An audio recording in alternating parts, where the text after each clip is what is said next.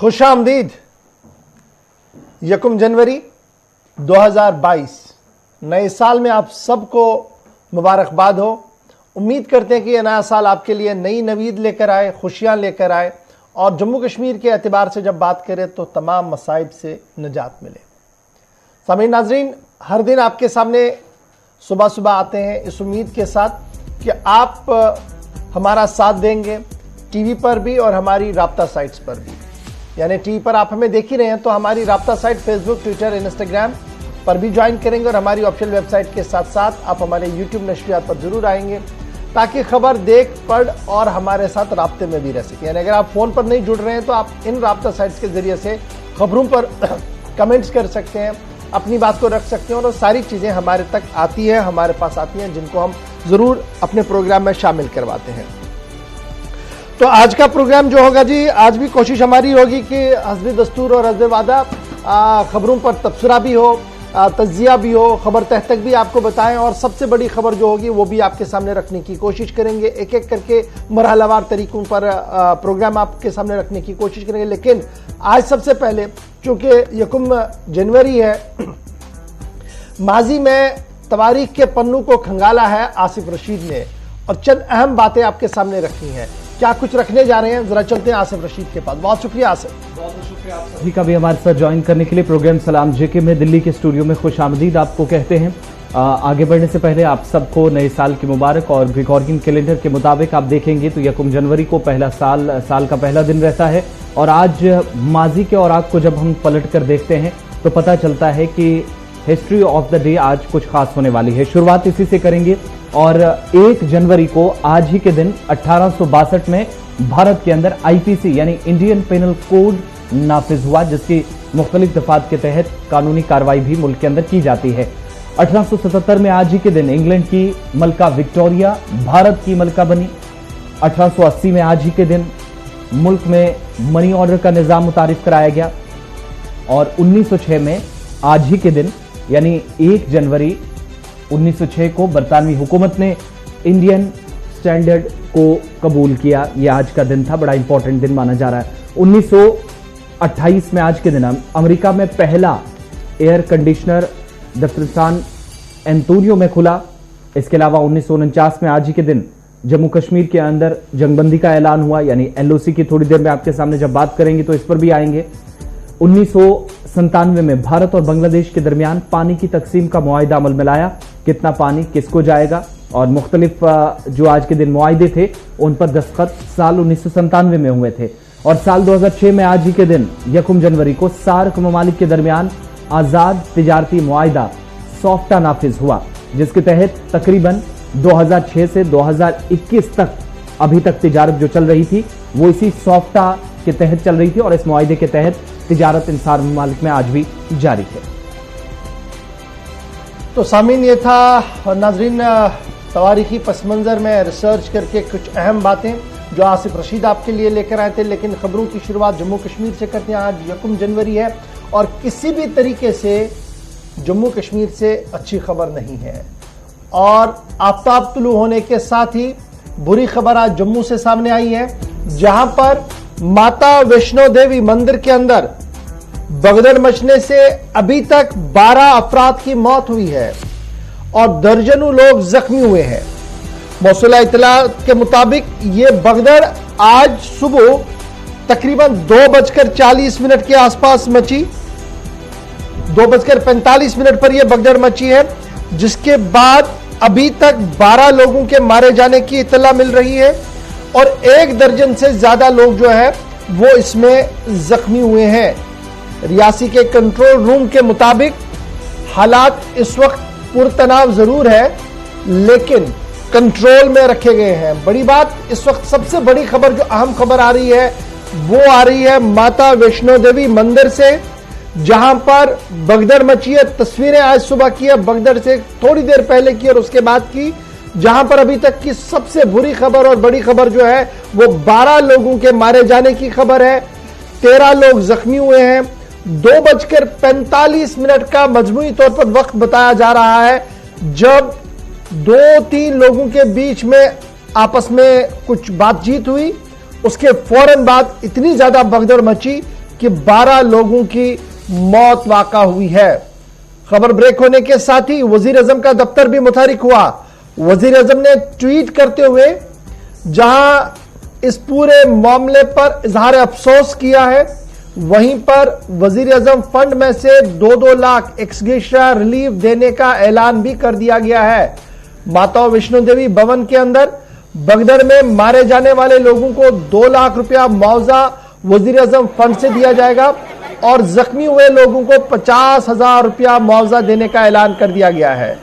इसके साथ साथ 10 लाख रुपए का मुआवजे का ऐलान लेफ्टिनेंट गवर्नर मनोज सिन्हा की तरफ से भी किया गया है और जख्मी होने वाले लोगों को 2 लाख रुपया दिया जाएगा। तस्वीरें जरा चलाइएगा साथ साथ जो भवन के अंदर की और जिस तरीके की सूरत हाल है। और उसके साथ साथ अब जो और डेवलपमेंट्स इसमें आ रही है, डॉक्टर जितेंद्र सिंह का बयान भी सामने आया है और डॉक्टर जितेंद्र सिंह आज मौजूदा हालात को देखते हुए सीधे जम्मू जाएंगे, जहां पर माता वैष्णो देवी कैंप को करेंगे और हालात का जायजा लेंगे। उसके साथ साथ डिफेंस मिनिस्टर का बयान भी जारी हुआ है और डिफेंस मिनिस्टर राजनाथ सिंह ने भी इस पूरे मामले पर इजहार अफसोस कर दिया है। बड़ी खबर इस वक्त हम आपको बता रहे हैं कि 12 लोगों की मौत हुई है और 12 लोगों की मौत वहां पर हुई है माता वैष्णो देवी मंदिर के अंदर भगदड़ मची है, जिसके बाद यह पूरा मामला सामने आया है। इधर अब हुकूमत की तरफ से बड़ा ऐलान कर दिया गया है, हाई लेवल इंक्वायरी होगी। ब्रेकिंग के साथ इसको बनाइएगा कि हाई लेवल इंक्वायरी ऑर्डर कर दिया गया सरकार की तरफ से। ये जो भगदड़ मची है इसको देखते हुए हाई लेवल इंक्वायरी होगी। माता वैष्णो देवी श्राइन के अंदर हाई लेवल इंक्वायरी होगी और हाई लेवल इंक्वायरी को हेड करेंगे principal secretary to government home. दाखिला सेक्रेटरी जो हमारे जम्मू कश्मीर के हैं वो इस कमेटी को हेड करेंगे। एडीजीपी जम्मू और डिविजनल कमिश्नर जम्मू इस कमेटी के मेंबर नामजद किए गए हैं। बड़ी खबर इस खबर के साथ ही कि 12 लोगों की मौत जहां कटरा के अंदर हुई है, वहीं पर अब इंतजामिया ने इंक्वायरी के ऑर्डर कर दिए हैं और इस वक्त की बड़ी खबर कि इस इंक्वायरी को हेड करेंगे principal secretary to government home department. उनके साथ साथ एडीजीपी जम्मू रहेंगे और सूबाई कमिश्नर जम्मू इसके मेंबर रहेंगे। बड़ी दिलखराश खबर इस वक्त जम्मू से सामने आई है। नए साल के आगाज पर 12 लोगों की मौत माता वैष्णो देवी मंदिर के आसपास हुई है भगदड़ मचने की वजह से और अब कंट्रोल रूम का भी कयाम अमल में लाया गया है और माता वैष्णो देवी बोर्ड की तरफ से हेल्पलाइन जारी कर दी गई है और हेल्पलाइन के साथ साथ कटरा रियासी के अंदर और डीसी ऑफिस रियासी के अंदर भी कंट्रोल रूम का कयाम अमल में लाया गया है। अभी तक की बड़ी खबर कि 12 लोगों की मौत, इंक्वायरी के ऑर्डर, कंट्रोल रूम का कयाम और साथ साथ मुआवजे का ऐलान वजीर आजम से लेकर लेफ्टिनेंट गवर्नर तक कर दिया गया है। बिल्कुल बड़ी बात इसमें देखेंगे तो लेफ्टिनेंट गवर्नर ने आपसे थोड़ी देर पहले वज़ीर दाखिला अमित शाह से फोन पर बात की है और जम्मू कश्मीर के अंदर कटरा माता वैष्णो देवी मंदिर के अंदर मचने वाली भगदड़ में उसके बाद जो सारी सूरत हाल है उस पर ब्रीफ किया गया है वज़ीर दाखिला अमित शाह को। वज़ीर दाखिला ने उसके बाद ट्वीट भी एक एक करके चलाइएगा। अमित शाह, वज़ीर दाखिला का ट्वीट आया, वज़ीर आजम का ट्वीट आया, लेफ्टिनेंट गवर्नर का थोड़ी देर पहले ट्वीट आया, कांग्रेस लीडर राहुल गांधी का ट्वीट आया, वज़ीर दिफा राजनाथ सिंह का ट्वीट आया। इसके अलावा दीगर कई अहम शख्सियात भी अब सोशल मीडिया का सहारा लेकर इस दिलखराश वाक्य पर दुख और अफसोस का इजहार कर रहे हैं। और इधर वज़ीर दाखिला अमित शाह ने जो ट्वीट किया उसमें भी उन्होंने कहा कि उन्होंने आज खुद हालात का जायजा लिया है। लेफ्टिनेंट गवर्नर जम्मू कश्मीर मनोज सिन्हा से फोन पर बात की है और फोन पर बात करने के कुछ मिनट बाद ही इसमें आला सती तहकीकात होंगी। इंक्वायरी कमेटी बिठा दी गई है प्रिंसिपल सेक्रेटरी होम, जिसकी जानकारी दे दी गई लेफ्टिनेंट गवर्नर के ऑफिशियल ट्विटर हैंडल से कि वो इस कमेटी को हेड करेंगे। सूबाई कमिश्नर जम्मू और एडीजीपी जम्मू मुकेश सिंह को भी बड़ी जिम्मेदारी दी गई है। लेकिन साथ साथ उन सभी लोगों की जो मुतासिर हुए हैं, प्रभावित हुए हैं, उन सभी लोगों की मदद की जा सके। चूंकि बहुत सारे लोग फैमिली मेंबर्स के साथ गए थे। नए साल पर लोग यहां चाहते हैं कि पहले दिन उनके जितना जल्दी हो सके रात के वक्त में वो भवन से ऊपर मंदिर तक पहुंच जाए और रातों रात वो यहां पर दर्शन करके वापस निकले। और इसी भगदड़ में और जब पुलिस बयान भी सामने अब आया है जिसमें यह पता चल रहा है कि कुछ लोगों में बहस हुई, धक्का मुक्की हुई और वहां से शुरुआत हुई। हजारों लोगों की भीड़ जो है वो भगदड़ में अचानक तब्दील हो जाती है और जिन लोगों को यहां से वापस रेस्क्यू किया गया है उन लोगों के लिए अगर किसी तरह की मदद है तो 2 कैंप्स लगा दिए गए हैं। एक सूबाई इंतजामिया ने नीचे भवन के मकाम पर कैंप लगा दिया है और दूसरा श्राइन बोर्ड की तरफ से ऊपर लगाया गया, यानी उस मकाम पर जहां भगदड़ मची है। और साथ ही श्राइन बोर्ड को जिम्मेदारी दी गई है कि सुपर स्पेशलिटी अस्पताल जिन लोगों को अभी तक पहुंचाया गया वो उनका इलाज खुद कराएगा, यानी जो जख्मी हुए हैं उनके आई विटनेसेस की भी वगैरह बात को सुना दीजिएगा जल्दी से। कहीं ना कहीं थोड़ा सा मिसमैनेजमेंट हुआ है। जब हमको पता था कि इतना रश हो रहा है तो हमको कहीं ना कहीं पब्लिक को पहले ही रोक देना चाहिए था। अगर हम पहले रोक देते तो शायद ये सिचुएशन नहीं होती। जी, तो आप कहाँ से आए थे? और गाजियाबाद से आए थे। हमको 1 बजे के करीब की बात है सर, 1 बजे, और बल्कि एक बार इससे पहले भी हुआ था, बट वो समहाउ बहुत माइनर था, उसमें किसी को चोट नहीं थी, कोई हताहत नहीं हुआ था, लोग ठीक ठाक थे। आप कहाँ से हैं सर? और जी मैं गाजियाबाद से। कितने क्या सिचुएशन थी वहाँ पे, और आपके कौन लोग हैं जो साथ में? जो सर ये मेरे नेबर हैं, एक्चुअली हम लोग 8-10 लोग आए थे, हमारे नेबर हैं, मतलब हम लोग 8-10 लोग इकट्ठे आए थे। मैं निकल, जिसने दर्शन कर लिया वो भी सोचा मैं पहले निकल जाऊं, और जिसने दर्शन नहीं किया तो सोचा मैं पहले आके दर्शन कर लूं। तो क्या आप दर्शन कर पाए? नहीं कर पाए सर, हम नहीं कर पाए, बहुत रश था, नहीं कर पाए। तो काफ़ी ढूंढे, उसके बाद नहीं मिले। तो हम लोग अभी जब हॉस्पिटल गए तो फिर हम लोगों को पता चला कि ऐसी ऐसी कैजुअलिटी हो गई है। तो आप कौन लोग, कहाँ से आए थे, कितने लोग आए थे? हम लोग गोरखपुर से आए थे, 7 लोग आए थे बच्ची को लेके। तो किस हम लोग सर वहाँ पे नहीं थे। हम लोग 2 लोग सामान लॉकर सारे फुल थे, तो हम लोग सामान रखाने के लिए वहीं माता जी का जो दरबार के सामने कैंटीन है वहाँ हम लोग बैठे हुए थे। जो स्टम्पीड हुआ है उसमें जो कैजुअलिटीज़ हुई हैं, अभी तक CSC कटरा में 6 डेड बॉडीज़ हमारे पास पहुंच गई है। तो एग्जैक्ट जो डाटा है वो अभी मेरे पास पहुंचा नहीं है यहाँ पे। तो 6 डेड बॉडीज़ हमारे पास आ गई हैं, तो अभी उनका हम पोस्टमार्टम करेंगे, उसके बाद सर रेस्क्यू किस तरह से चल रहा है? इंजर्ड को कहाँ लेके जा रहा है? तो जो इंजर्ड हैं अभी तक उनको डायरेक्ट श्राइन बोर्ड की तरफ से नारायणा में उनको ज़ेरे इलाज किया गया है। तो एग्जैक्ट नंबर उनका भी अभी मेरे पास नहीं है कि कितने इंजर्ड हैं उसमें, लेकिन श्राइन बोर्ड ने।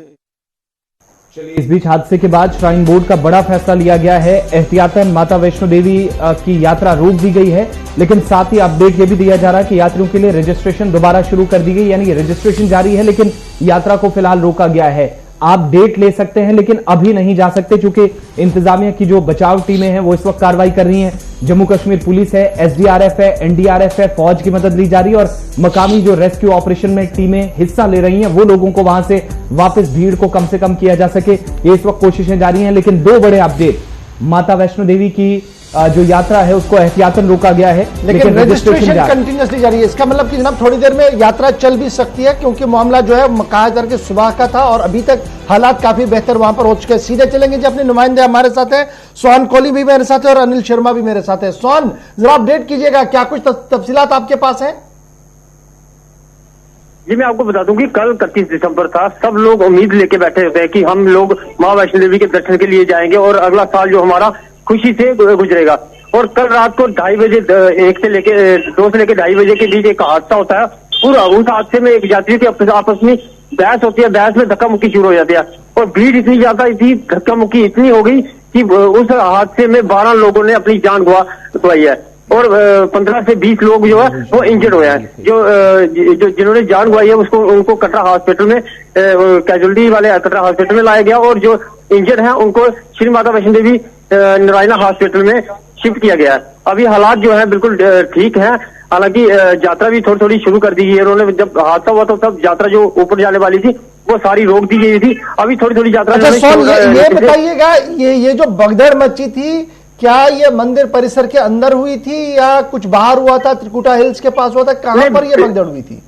नहीं, ये बिल्कुल ही मंदिर से कोई 100 मीटर पहले यहाँ से जो यात्री मां वैष्णो देवी के दर्शन के लिए लाइन में लगता है वहीं पर ये भगदड़ मची थी, वहीं से आता हुआ है। वहाँ पे जो मार्केट है, मेन दुकानों से थोड़ा सा ही नीचे है।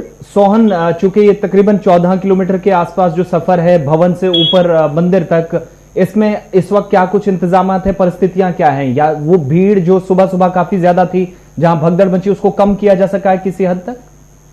नहीं, देखो ना, ये कहीं ना कहीं प्रशासन की भी चूक है यहाँ पे, क्योंकि अगर जो कोरोना से पहले इनको 50,000 यात्री की दर्शन करने के लिए पर डे एक दिन के लिए जा सकते थे, मगर अभी जो कोरोना महामारी के चलते इन्होंने 50% किया था, यानी कि 25,000।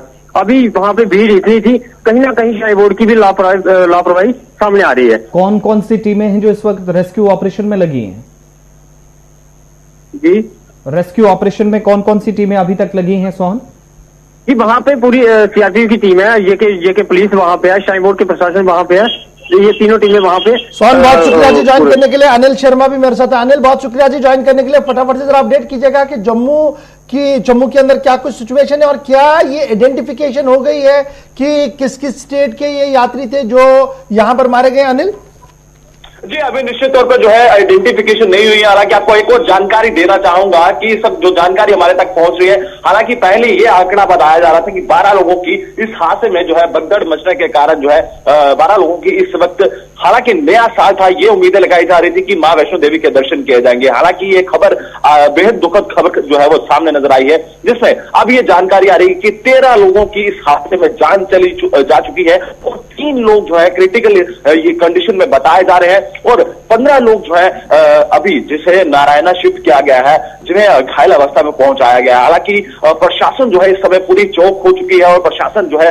इंतजामिया जो है वहां पर मौजूद है। हालांकि लगातार ये जानने का प्रयास कर रही है कि आप देख सकते हैं कि उच्च स्तरीय जांच को गठित कर दिया गया है और टीमें वहां पर तैनात कर दी गई है। और निश्चित तौर पर आप ये जानते हैं कि मां वैष्णो देवी का दरबार में हर साल जो है 31 दिसंबर को लोग बड़ी तादाद में वहां पर पहुंचते हैं और इंतजामिया को बेहतर पता था कि जिस तरह से ओमिक्रॉन का पूरे भारत के अंदर जो है इस समय दहशत फैलाता हुआ नजर आ रहा है और उसको मद्देनजर रखते हुए प्रशासन को जो है एक उच्च स्तरीय पर जो है तैनात करना चाहिए था। मगर कहीं ना कहीं जो है एक चूक जो है वो जरूर देखने को मिली है और कहीं ना कहीं जो हादसा आज घटा है और नई शुरुआत जो होनी थी वो बेहद दुखद हादसे के साथ जो है इस साल की शुरुआत जो है मां वैष्णो देवी के दरबार से हुई है।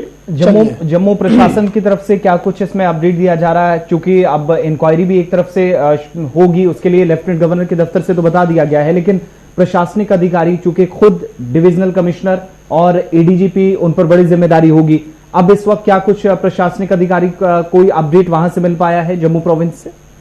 आसिफ जी, प्रशासनिक तौर पर अगर हम जिक्र करें तो कोई भी ऑफिशियल जानकारी जो है वो सामने नजर नहीं आई है। हालांकि इंतजामिया पूरी तरह से वहां पर तैनात हो चुका है, या एडीजीपी मुकेश जी का जिक्र किया जाए या फिर उनके साथ साथ डिविजनल कमिश्नर डॉक्टर राघव लंगर जी का जिक्र किया जाए तो वो पूरी तरह से वहां पर तैनात हो चुके हैं और पूरी इस जानकारी का जायजा ले रहे हैं। हालांकि अभी तक जो है उन्होंने मीडिया से रूबरू होकर बातचीत नहीं की है। बड़ी दिलचस्प बात है, मैं रोक रहा हूं 2 मिनट आपको अनिल रोक रहा हूं। बड़ी दिलचस्प बात है, बयान आना चाहिए था सूबाई इंतजामिया से, स्टेटमेंट्स आने चाहिए थे माता वैष्णो देवी के ट्रस्ट से, स्टेटमेंट दिल्ली से आ रहे हैं और बयान इस वक्त minister for state for home Nityanand Rai साहब का सामने आया, जिनका मानना है कि 12 लोगों की मौत हुई और वजीर आजम साहब जो है जी पूरी सिचुएशन को मॉनिटर कर रहे हैं और कंटिन्यूअसली इन टच है स्टेट एडमिनिस्ट्रेशन का। 13 लोगों को इस वक्त हॉस्पिटलाइज किया गया है जी नारायणा अस्पताल कटरा के अंदर और सिचुएशन को मुकम्मल तौर पर कंट्रोल किया गया है। दिल्ली से स्टेटमेंट्स आना रादर कि श्राइन बोर्ड सामने आता, वो पोजीशन क्लियर कर देते, बताते कि क्या हुआ, क्या यात्रा चलेगी नहीं चलेगी, कब तक रोकी जाएगी। सिर्फ ये स्टेटमेंट्स आ रहे हैं कि जनाब रजिस्ट्रेशन प्रोसेस चल रहा है, तो क्या कंफ्यूजन का स्टेट अभी है वहां पर या ऑल रेस्टोर हो गया?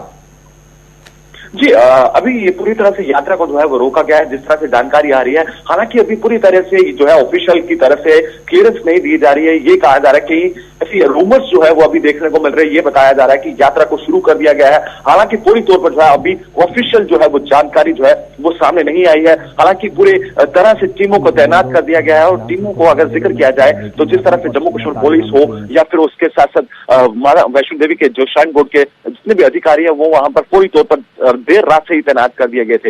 हालांकि अब ये इंतजार किया जा रहा है कि ऑफिशियल की तरफ से क्या कुछ जानकारी आएगी, वो देखने वाला समय होगा। जी हमारे साथ अनिल ज्वाइन करने के लिए। फिलहाल बड़ी खबर जम्मू से यह कि माता वैष्णो देवी दरबार के अंदर भगदड़ मची है और अभी तक तफसीलात जो सामने आई है कि 12 लोगों की मौत हो चुकी है। तस्दीक वजीर दाखिला ने भी इसकी की है। 1 दर्जन से ज्यादा लोग जख्मी हुए हैं। नारायणा अस्पताल के अंदर इलाज चल रहा है। वजीर आजम हादसे के बाद उन्होंने अरसद 9 इस मामले का जायजा लिया है। लेफ्टिनेंट गवर्नर के साथ बात की गई है, होम मिनिस्टर ने खुद बात की है। डॉक्टर जितेंद्र सिंह थोड़ी देर में जम्मू पहुंचेंगे और इस पूरे मामले पर इंक्वायरी के ऑर्डर्स भी जारी कर दिए गए हैं और इंक्वायरी को हेड करेंगे principal home secretary to government वो उनकी सरबराही में ये कमेटी दो रुकनी कमेटी है, जिनमें additional DGP Jammu Kashmir police और डिविजनल कमिश्नर जम्मू तैनात किए गए हैं। वो इंक्वायरी मुकम्मल करके रिपोर्ट जो वो हुकूमत को सौंपेंगे। फिलहाल हालात बेहतर बताए जा रहे हैं। आहिस्ता आहिस्ता करके रजिस्ट्रेशन प्रोसेस को शुरू कर दिया गया है और थोड़ी देर में यात्रा को रेस्टोर किया जा सकता है। इस तरीके की इतलात जो है वो ग्राउंड जीरो से मिल रही है। यानी पहले दिन अच्छी खबर बिल्कुल नहीं। यात्रा के दौरान जो वैष्णो देवी पर यात्री आए थे, 12 यात्रियों की मौत हुई और इब्तिदाई रिपोर्ट के मुताबिक दिल्ली, मध्य प्रदेश और पंजाब का ताल्लुक इनका है, लेकिन अभी कंफर्मेशन होना इस सभी खबर का बाकी है। बढ़ते जी एक और बड़ी खबर की ओर। बड़ी खबर इस वक्त जम्मू कश्मीर से ही डेवलप हो रही है। आज 1 जनवरी है और आज के दिन people's alliance for Gupkar declaration का एहतजाज था और एहतजाज को देखते हुए गुपकार अलायंस के लीडरों को घरों में नजरबंद कर दिया गया है। उमर अब्दुल्ला ने थोड़ी देर पहले ट्विटर पर तस्वीर जारी करते हुए कहा कि जमहूरियत का किस तरीके से गला घोटा जा रहा है और जमहूरी निजाम में भी आवाज को बुलंद करने की इजाजत नहीं। मोहम्मद यूसुफ तारगामी को भी खाना नजरबंद कर दिया गया है। जब मोहम्मद यूसुफ तारगामी और उमर अब्दुल्ला नजरबंद होंगे तो महबूबा मुफ्ती कैसे बाहर रहेंगी, यह भी बड़ा सवाल है। फिलहाल तस्दीक के साथ उमर अब्दुल्ला ने क्या कुछ लिखा है। Good morning, welcome to 2022 A new year with the same J&K police illegally locking people in their homes and administration so terrified of normal democratic activities। ये ट्रक की तस्वीर के साथ उमर अब्दुल्ला ने ट्वीट किया और फिलहाल बड़ी खबर ये कि आज गुपकार अलायंस का इत्तेहाद का प्रोटेस्ट था और ये प्रोटेस्ट पहले ही अनाउंस उनकी तरफ से किया गया था, लेकिन फिलहाल कदगन लगाई है सूबाई इंतजामिया ने और जिला इंतजामिया ने इन लीडरों को खाना नजरबंद कर दिया। सीधे श्रीनगर चलेंगे जहां से हमारे साथ हिलाल हांजुरी ज्वाइन कर चुके हैं। हिलाल, बहुत शुक्रिया जी ज्वाइन करने के लिए। क्या कुछ ताजा तरीन खबर आपके पास? गुपकार अलायंस की जानब से जो आज शेर कश्मीर पार्क श्रीनगर में जमा होने के लिए कॉल दी गई थी पहले ही, और उसके पेश नजर जहां मोहम्मद यूसुफ तारगामी का ताल्लुक है, उन्होंने हमारे साथ बात की है और उन्होंने कहा कि फिलहाल आपको मैं 1 मिनट के लिए रोक रहा हूं। बड़ी मुश्किल से मोहम्मद यूसुफ तारगामी साहब हमारे साथ लाइन पर ज्वाइन कर चुके हैं। तारगामी साहब, बहुत शुक्रिया जी ज्वाइन करने के लिए। नया साल मुबारक हो। और आज के दिन एक जमहूरी इत्तेहाद के अंदर आपका फैसला था कि हम जी प्रोटेस्ट करेंगे, गुपकार अलायंस प्रोटेस्ट करेगा, लेकिन खबर यह आ रही है कि खाना नजरबंद न सिर्फ आपको, उमर अब्दुल्ला और महबूबा मुफ्ती की भी खबर है। जी हाँ, देखिए नए साल की शुरुआत सरकार ने कैसे की कश्मीर में, हद दर्जा अफसोसनाक है। और ये तस्वीर है कश्मीर की, ये कुछ मुझे नहीं लगता है कि समथिंग अनप्रेसिडेंटेड है, समथिंग जो एक सरप्राइजिंग है, बल्कि ऐसा ही है कश्मीर आज का, ऐसा ही है जो रुख है इंतजामिया का। इसी वजह से हमने पुरअमन एहतजाज का एक रजिस्टर करने का प्रोटेस्ट कि भाई जो डिलिमिटेशन कमीशन की रिपोर्ट है, ड्राफ्ट रिकमेंडेशंस हैं, उनके मुताबिक हमें आपस में लड़वाने की एक कोशिश नजर आती है, जम्मू कश्मीर को आपस में टकराने की, कम्युनिटीज में खलीज को और बढ़ाने की, जो मुनासिब नहीं है। जम्मू कश्मीर, लद्दाख, हम सब एक साथ रहे हैं कई दहाइयों से और हमें गिले शिकवे रहे होंगे, हमें गलतफहमियां रही होंगी, लेकिन ये जिंदगी का सफर एक साथ तय किया है बहुत उर्से से, और आइंदा आने वाले वक्त में भी हमारा इरादा यही है कि एक साथ मिलकर अपने मसाइल को सुलझाने की कोशिश कर लेंगे। लेकिन डिलिमिटेशन के नाम पर चंद सीटों की खातिर अगर सरकार ये चाहे कि हमारे सफों के अंदर गलतफहमी पैदा की जाए, हमें एक दूसरे से लड़ाया जाए, सबकत लेने की दौड़ में लगाया जाए, हमें लगता है कि ये जम्मू कश्मीर के आवाम के लिए मजमूई तौर पर नुकसानदेह है और मुल्क के लिए भी हर सूरत में फायदेमंद नहीं है। तारगामी साहब, एक तो आप खाना नजरबंद है, उमर अब्दुल्ला साहब ने ट्वीट किया है कि उन्हें भी खाना नजरबंद रखा दिया गया है, और किसी और लीडर के बारे में आपको इत्तला है कि कौन कौन नजरबंद है? नहीं, मुझे मालूम नहीं, मुझे अभी पता चला, हमें बताया भी नहीं। यानी बताने का मतलब है जो सिक्योरिटी गार्ड हैं उन्होंने बताया कि बाहर पुलिस है, उन्होंने कहा कि बाहर जाना नहीं, खाना नजरबंद है। वजह नहीं, कुछ तरीका होता है कि भाई आप क्यों बंद हैं, क्यों आप पर बंदिशें हैं। ये रुकावटें पता नहीं, मनमानी है और कुछ नहीं। ज़ाबिते के तहत कुछ हो, कुछ ढंग हो, आईनी कानूनी बिल्कुल नजर नहीं आता। क्या people's alliance for Gupkar declaration की तरफ से बाज़ाब्ता तौर पर जिला इंतजामिया से तहरीरी तौर पर लिखा गया था कि आप आज एहतिजाज करने जा रहे हैं? नहीं, why should we have publicly announced at Jammu। अरे बाबा, हम अभी भी हमारा कॉन्स्टिट्यूशन यहाँ तो सस्पेंडेड नहीं है। अरे हमें जमा होने की, पुरअमन तरीके से बात करने की, और जो भी मामलात है, जैसे कोविड है, कोविड के प्रोटोकॉल को मद्देनजर रखना है अपने लिए, ये सब बातें हैं। और इसमें भला इजाजतनामे की क्या जरूरत है, दरखास्त की क्या जरूरत है? एक जगह जमा हो जाए पार्क में और वहां पर एक एहतजाज रजिस्टर कर ले इस डिलिमिटेशन कमीशन की सिफारिशात के बारे में, भला इसमें ये दरखास्त देने की क्या जरूरत है? चलिए, बहुत शुक्रिया जी। मोहम्मद यूसुफ तारगामी साहब बता रहे थे कि वो खाना नजरबंद है, बाकी के बारे में उन्हें कोई इत्तला नहीं है, लेकिन उमर अब्दुल्ला का ट्वीट सामने आया है जिसमें उन्होंने इस बात की तस्दीक कर दी है कि इंतजामिया ने उन्हें भी खाना नजरबंद कर दिया। यानी आज जो एहतजाजी मुजाहिरा था वो अब नहीं होगा, साफ हो गया। हिलाल, कैरी ऑन कीजिएगा, जरा ये एड ऑन करना था क्योंकि बड़ी मुश्किल से श्रीनगर की लाइन क्लियर हो रही थी। बिल्कुल गौहर, जिस तरह से मोहम्मद यूसुफ तारिगामी भी खुद बता रहे थे कि उन्हें खाना नजरबंद रखा गया है, ठीक उसी तरह से जो बाकी लीडरान हैं, मुख्तलिफ कॉन्स्टिट्यूएंट्स है पीएचडी के, उन्हें भी खाना नजरबंद रखने की अभी इतलात आ रही है। और इस हवाले से जहां इन्होंने शेर कश्मीर पार्क में आज जमा होने के लिए पहले से ही कॉल दी थी और यहाँ पर एक खामोश एहतजाज करने का भी उन्होंने पहले से ही प्लान बनाया हुआ था। लगता है कि अब एडमिनिस्ट्रेशन ने इसमें हरकत में आकर उस एहतजाजी प्रोग्राम को नाकाम बनाने की आज कोशिश की है और इस कोशिश के तहत इन्हें खाना नजरबंद रखा गया है। कुछ सियासी लीडरान से और पीएचडी के कुछ कॉन्स्टिट्यूएंट से हमने भी बात की थी, जिनसे हमने पूछा कि क्या आपने इस हवाले से जो नेसेसरी परमिशन होता है क्या आपने वो हासिल किया, तो उसका जवाब इस तरह आया कि इससे पहले सैयद मोहम्मद अल्ताफ बुखारी ने भी जब इसी तरह की रिक्वेजिशन दी थी तो क्या उन्हें परमिशन दी गई थी। और साथ ही साथ उन्होंने ये भी कहा कि उन्होंने पब्लिकली ये अनाउंस किया था कि वो आज के दिन, साल के पहले दिन, डिलिमिटेशन कमीशन की सिफारिशात के खिलाफ एक पुरअमन एहतजाज करने जा रहे हैं।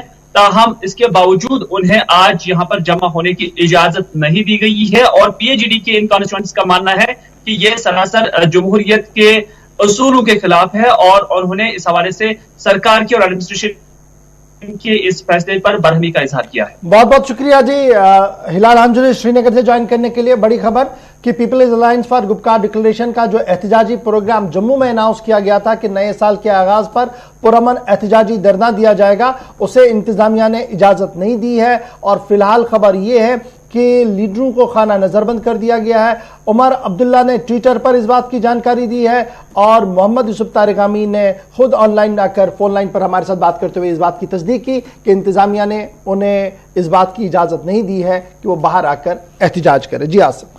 चलिए, जब पॉलिटिकल पार्टीज की बात हो रही तो यहां पर भारतीय जनता पार्टी और नेशनल कॉन्फ्रेंस के हवाले से एक और खबर आपको बताएं। चूंकि 31 दिसंबर आपको याद होगा कि 20 तारीख को मीटिंग हुई, इसको तय पाया कि गुपकार अलायंस एहतजाज पर निकलेगा, लेकिन हदबंदी कमीशन को लेकर भी जो मुसलसल बातें काफी ज्यादा की जा रही थी और बीजेपी और नेशनल कॉन्फ्रेंस ने अपने एतराजात दर्ज करा दिए।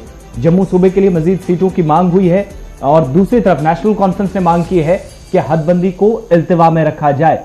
नेशनल कॉन्फ्रेंस ने यहां पर मांग की है 31 तारीख को, दरअसल चूंकि कल लास्ट डेट थी जब अपनी शिकायत जो है वो सबमिट करानी थी, एतराजात दर्ज करवाने थे और 20 तारीख के बाद जब एसोसिएट मेंबरान जो मीटिंग में शिरकत कर रहे थे जिनमें 3 नेशनल कॉन्फ्रेंस के जो अरकान पार्लियामेंट है वो एक्सटेड मेंबरान है, लेकिन 2 शामिल हुए थे 20 तारीख की मीटिंग में। और दूसरी तरफ भारतीय जनता पार्टी के 2 सीनियर लीडर जिनमें जुगल किशोर शर्मा और डॉक्टर जितेंद्र सिंह मीटिंग का हिस्सा थे। और इस बीच बीजेपी की तरफ से जम्मू के लिए वो मुतालबा जो पहले ड्राफ्ट में सामने आया था, लगभग उस पर मोहर लगाने की कोशिश की और मजीद सीटों का मुतालबा कर दिया है जम्मू सूबे के लिए। तो दूसरी तरफ कमीशन के सामने नेशनल कॉन्फ्रेंस ने एक बार फिर पॉपुलेशन, साल 2011 का सर्वे, क्राइटेरिया और ज्योग्राफिया एतबार से तमाम चीजें सामने रखकर अपने एतराजात भी दर्ज कराते हुए फिलहाल हदबंदी के अगले ड्राफ्ट को या हतमी रिपोर्ट को इल्तिमा में रखने के लिए यह हवाला भी दिया है कि मामला अदालत उज़्मा के सामने। 2 चीजें जी हैं बड़ी इंपॉर्टेंट इसमें। एक तो नेशनल कॉन्फ्रेंस का मौकफ जो जराया से हमारे पास मालूम हुआ है वो ये है कि उनका बेसिक थ्रस्ट जो था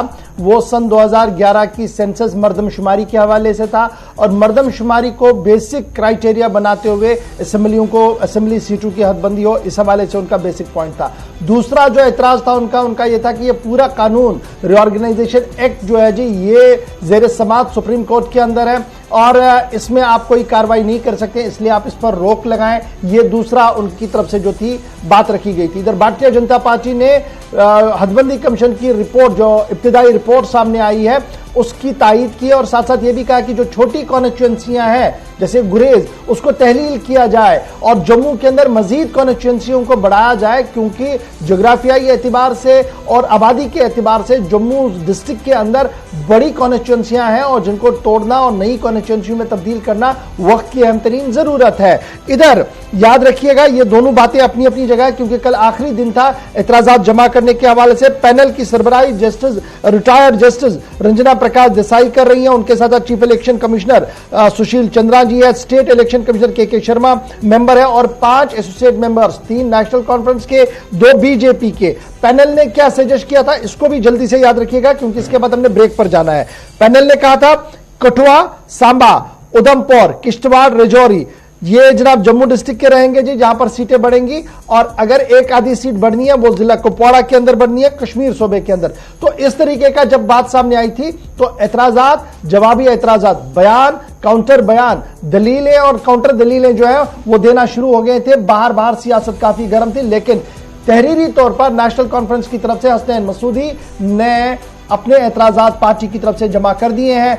अब खबर यह है कि रवा महीने के वस्त तक जो डिलिमिटेशन है, हदबंदी कमीशन जो है वो एक बार फिर मीटिंग कर सकता है और उस मीटिंग के अंदर मजीद आगे का वे आउट ढूंढने की कोशिश की जाएगी। इसी महीने के वस्त तक जो है वो खबर सामने आ रही है।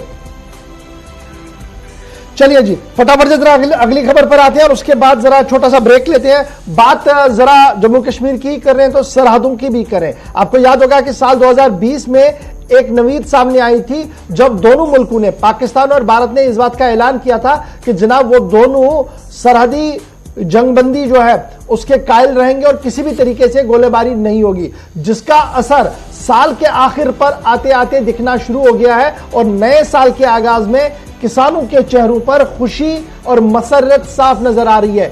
20 साल के वक्फे के बाद जिला कठुआ के कई इलाकों के अंदर किसानों ने उस जमीन पर अपना पांव रखा जो शजरे ममनुआ था, लेकिन अब हालात बदल रहे हैं और बदलते हालात के बीच बीएसएफ, सूबाई इंतजामिया और मकामी किसानों की तालमेल की वजह से 20 साल के वक्फे के बाद उस जमीन पर पांव रखा है जहां पर शायद सोचा भी नहीं जा सकता था 1 साल पहले। लेकिन इन्हीं 2-3 महीनों के अंदर हालात इतने बेहतर हो रहे हैं और सीबीएम के तौर पर इसे माना जा रहा है कि अब किसानों ने ऑर्गेनिक फार्मिंग का कॉन्सेप्ट भी डेवलप कर दिया है। बिल्कुल सीधा हीरानगर चलते हैं जहां पर हमारे साथ कठुआ जिले से नुमाइंदा सर्वजीत सिंह हमारे साथ बराह रास्त हैं। सर्वजीत, क्या कुछ डिटेल्स हैं? तकरीबन 2 महीने से ये कोशिश हम देख रहे थे कि साल के आखिरी 2 महीनों में ये कोशिश हुई थी, लेकिन 2022 में आते आते पहले दिन अच्छी खबर आ रही है कि किसानों के चेहरों पर मुस्कुराहट है। अपडेट अलग अलग एरिया से क्या कुछ मिल रहा है?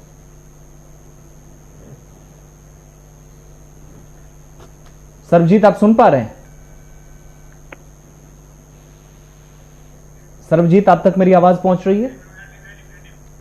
चलिए, बात लाइन ऑफ कंट्रोल के साथ साथ इंटरनेशनल बॉर्डर की हो रही थी, तो साल 2021 इस नौयत से अच्छा रहा कि सरहदें इस बार खामोश रही, लेकिन आईबी से भी अच्छी खबर। सर्वजीत, आप तक आवाज पहुंच रही है मेरी? जी आवाज आ रही। क्या कुछ अपडेट है हीरानगर और इसके आसपास एरिया से, क्योंकि पहला दिन है और खबर यह है कि जीरो लाइन के आसपास भी अब खेती बाड़ी जो है वो तकरीबन 20-22 सालों बाद दोबारा शुरू हो गई है।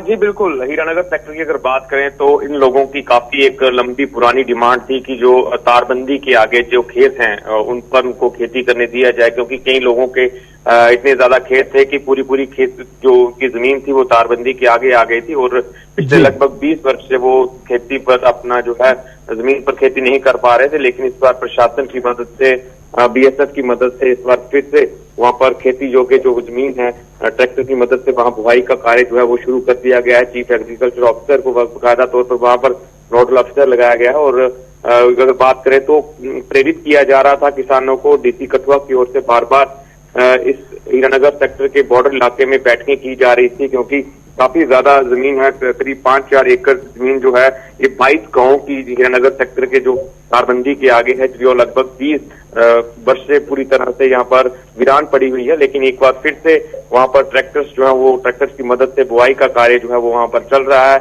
वहीं अगर बात करें तो इस बार का जो टारगेट है वो 150 एकड़ के करीब है कि इस 150 एकड़ जमीन जो है वो इस बार वहां पर गेहूं की फसल लगाई जाएगी, ताकि जो किसानों को है जो उसका बेनिफिट मिल सके। क्योंकि लंबे अरसे से किसान इस बात को लेकर रोष जता रहे थे कि जमीनों पर उनकी बुआई नहीं हो रही है। ऐसे में जहां तो उनको मुआवजा दिया जाए, जहां फिर उनको अपनी जमीनों पर जो है वो खेती बाड़ी करने दिया जाए। इन एरियाज के अंदर जहां पर खेती बाड़ी शुरू हुई है, क्या प्रशासनिक अधिकारी या फिर जो पब्लिक रिप्रेजेंटेटिव्स हैं वो भी यहां पर उनके साथ जा रहे हैं? कैसे प्लान बनाया जा रहा है?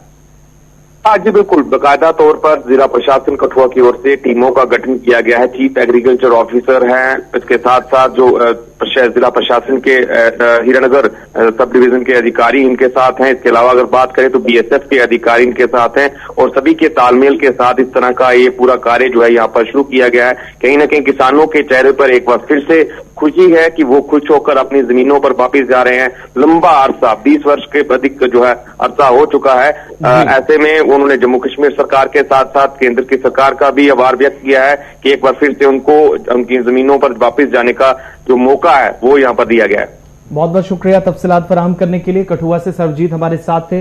तस्वीरें उन मुख्तलिफ इलाकों की जहां पर आरएसपुरा जम्मू सेक्टर, सांबा के अंदर इंटरनेशनल बॉर्डर पर और कठुआ हीरानगर में तकरीबन 25 सालों का सूखा खत्म हुआ। बिलाखिर फौज की मदद से और बीएसएफ की मदद से इन फॉरवर्ड पोस्ट पर जहां पर काश्तकारी आज तक नहीं हो पाती थी, आमतौर पर ट्रैक्टर या हल की आवाज के बदले यहां पर गोलियां चलती हुई सुनाई देती थी। फायरिंग यहां पर आमतौर पर होती रही है, नुकसान काफी ज्यादा और दरअंदाजी की कोशिशें बहुत, ऑपरेशन, इस तरह की सारी सूरत हाल रहती थी। लेकिन नए साल 2022 कहीं ना कहीं सामने आ रही है। शजरे ममनुआ था जी यहाँ पर पांव रखना, लेकिन किसान चल रहे हैं आज अपनी जमीन पर चल रहे हैं, जो शायद 20 साल तक नहीं हो पाया था। छोटे से ब्रेक के लिए यहां पर रुक रहे हैं जी। ब्रेक के उस पार आएंगे तो फटाफट से कुछ और खबरें आपको बताएंगे। आप बने रहिएगा हमारे साथ।